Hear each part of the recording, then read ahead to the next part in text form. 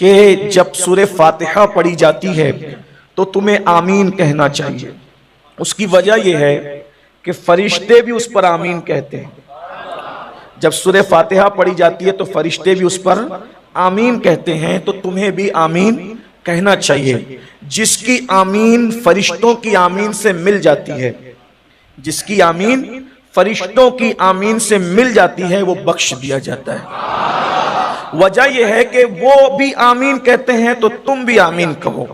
جس کی آمین فرشتوں کی آمین سے مل گئی وہ بخش دیا گیا. یہ آمین کی فضیلت ہے. اور درود شریف پڑھتے رہو. درود شریف پڑھو. کیوں پڑھو درود شریف؟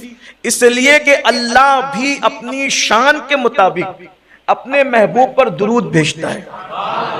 فرشتے بھی بھیج رہے ہیں تو فرشتے آمین کہتے ہیں سورہ فاتحہ پر، اور تم بھی آمین کہو تو تمہاری آمین فرشتوں کی آمین سے مل گئی تو بخش دیے جاؤ گے.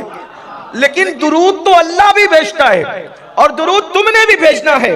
اگر تمہارا درود خدا کی صلاۃ سے مل گیا، اندازہ فرمائے جس کی آمین فرشتوں کی آمین سے ملے وہ جنتی ہو جاتا ہے، بخش دیا جاتا ہے. اور جس کا درود خدا کی صلاۃ کے موافق ہو جائے پھر اللہ اس کو کتنا بڑا مقام عطا فرمائے. جنت پیچھے، جنت پیچھے رہ جاتی ہے. اس لیے کہ جنت تو اس کو ملتی ہے جس کی آمین فرشتوں کی آمین سے مل جائے. جس کی صلاۃ خدا کے صلاۃ کے موافق ہو جائے پھر اللہ اس کو مقام کتنا بڑا عطا فرمائے گا. اس لیے بندوں کو حکم ہے درود پڑھتے رہو، ہر وقت درود پڑھتے رہو. ایک درود کی فضیلت یہ ہے کہ دنیا کی ساری نعمتیں ایک پلڑے میں رکھا جائے اور ایک مرتبہ کا درود ایک پلڑے میں رکھا جائے تو ساری دنیا کی نعمتیں، دنیا و ما فیہا، اس میں جنت بھی لے لیں، ساری مخلوق لے لیں آپ. اللہ اکبر. ایک بار حضور علیہ السلام پر پڑھا ہوا درود یہ دنیا اور ما فیہا سے بہتر ہے. اس لیے کہ درود کا کوئی صلہ ہی نہیں بنتا، درود کا کوئی صلہ ہی نہیں بنتا. اللہ اکبر. درود پڑھنے والا کتنا محترم ہے، کتنا مکرم ہے. آقا ارشاد فرماتے ہیں اللہ اکبر، نماز کی اہمیت اپنی جگہ ہے، روزے کی اہمیت اپنی جگہ ہے، زکوٰۃ کی اہمیت اپنی جگہ ہے، حج کی اہمیت اپنی جگہ ہے، صدقات کی اہمیت اپنی جگہ ہے. نماز پڑھو تو ثواب ملے، روزہ رکھو تو ثواب ملے، حج کرو تو ثواب ملے، بلکہ اللہ اکبر زکوٰۃ دو تو ثواب ملے. ساری نعمتیں، سارے جو عبادتوں کا صلہ جدا جدا ہے. لیکن اے درود پڑھنے والے، جب تو درود پڑھتا ہے تو کتنا ثواب ملتا ہے یہ اپنی جگہ، جنت ملتی ہے یہ اپنی جگہ، خدا کا قرب ملتا ہے اپنی جگہ. لیکن درود پڑھنے والا کتنا عزت دار ہو جاتا ہے، کتنا محترم ہو جاتا ہے، کتنا مکرم ہو جاتا ہے. آقا ارشاد فرماتے ہیں من صلی علیہ واحدہ، جو مجھ پر ایک بار درود پڑھتا ہے اللہ اس پر 10 مرتبہ درود نازل کرتا ہے. یعنی جب تم درود پڑھتے ہو تو اللہ کے نزدیک اتنے عزت والے ہو جاتے ہو کہ اللہ تم پر درود بھیجتا ہے.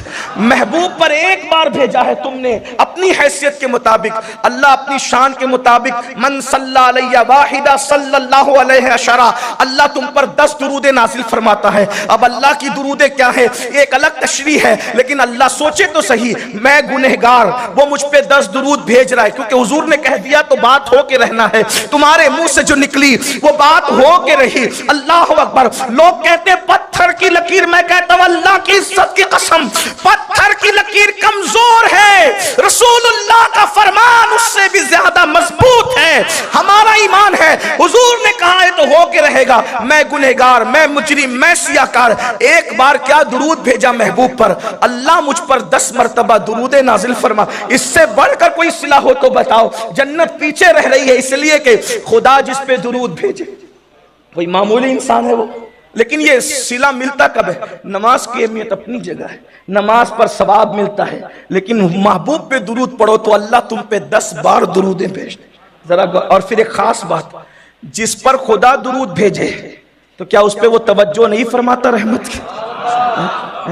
ہر بندہ چاہتا ہے نا اللہ مجھ پہ نگاہ رحمت فرمائے، توجہ فرمائے. تو توجہ کتنی بار ہوگی؟ ایک بار حضور پہ درود بھیجو گے 10 بار رحمت کی برسات ہوگی، 10 بار تم پہ درود بھیجا جائے گا. ہے اس پر کوئی؟ ایک حدیث اور سن لیں. درود کیا ہے؟ درود کی فضیلت سنیں. اللہ کے رسول علیہ السلام کے ساتھ جس جنگ میں شرکت کی جاتی ہے اس کو غزوہ کہتے ہیں. حضور علیہ السلام کے ساتھ، حضور کے ساتھ جس جنگ میں شرکت ہوتی ہے اس کو کیا کہتے ہیں؟ غزوہ کہتے ہیں. جو غزوے میں شریک ہو اس کو اللہ 400 حج کا ثواب عطا فرماتا ہے. اس پر آپ کو چونکہ خانقاہ میں بیٹھے ہیں تو اپنی زندگی کا احساس دلانے کے لیے کچھ بولنا چاہیے. بات بہت بڑی ہو رہی ہے اور جب مومن خوش ہوتا ہے تو وہ سبحان اللہ ہی کہتا ہے. ہاں، اور پھر اس کو کہلوانا نہیں پڑتا، وہ زور سے کہتا ہے. اور خانقاہ جنیدیہ میں بیٹھنے کا حق یہ ہے کہ اتنی بلند آواز سے ہو کہ محفل گونج جانی چاہیے. ہاں، اس لیے کہ جگہ کے بھی کچھ آداب ہوتے ہیں. یہ اگر روڈ پہ جلسہ ہوتا تو میں اتنا زور نہیں دیتا، لیکن چونکہ آپ سید الطائفہ کے شہزادے کے قدموں میں بیٹھے ہیں. حضرت عیسیٰ علیہ السلام کے وہ امتی جو صرف اپنا ایمان بچانے نکلے اور سو گئے، تو ان کے قدموں میں بیٹھنے والے کتے کو بھی جنت عطا کر دی گئی. لیکن سید الطائفہ کا وہ بیٹا جو اپنا ایمان بچانے کے لیے سویا نہیں بلکہ لاکھوں کا ایمان بچانے کے لیے بغداد چھوڑ کر کے گلبرگہ آ گیا، جو اس کے قدموں میں بیٹھے پھر اس کو بھی بہت کچھ ملنا ہے نا. ہاں، تو ہمیں تھوڑا سا ذرا بیداری کا اظہار کرنا ہے. میں بہت دیر تک امتحان میں نہیں رکھوں گا، لیکن بات سمجھیں. حضور علیہ السلام کے ساتھ جو غزوے میں شریک ہو اللہ اس کو 400 حج کا ثواب عطا فرماتا ہے. توجہ سے آپ سنیں گے تو شاید کچھ بات بن سکتی ہے. حضور علیہ السلام کے ساتھ جو غزوے میں شریک ہو اللہ اس کو 400 حج کا ثواب عطا فرماتا ہے. اور جو ایک مرتبہ درود پڑھتا ہے اللہ اس کو 400 غزوات میں شریک ہونے کا ثواب عطا فرماتا ہے. ثواب کی حدیں ختم ہو رہی ہے، ثواب کی حدیں ختم ہو رہی. جو درود کی اہمیت جان لے گا وہ صرف درود ہی پڑھتا رہے گا. اسی لیے میں نے کہا نا کہ یہ محسن اہل سنت ہے جنہوں نے حجرہ درود قائم فرمایا. اور یہ تو اللہ اکبر ہر جگہ قائم ہونا چاہیے، اس لیے کہ محبوب پہ درود پڑھا جاتا رہے. اللہ اکبر. اور 24 گھنٹے تو پھر بھی کم ہے. اگر کائنات میں 24 گھنٹوں سے بڑھ کر بھی کچھ گھنٹے ہوتے تو اس میں بھی درود پڑھا جانا چاہیے. وجہ یہ ہے کہ جب اللہ درود بھیجنے کی بات کرتا ہے تو اس شان سے کرتا ہے، ان اللہ، بے شک، وملائکتہ، اللہ بھی اور اس کے فرشتے، وملائکتہ.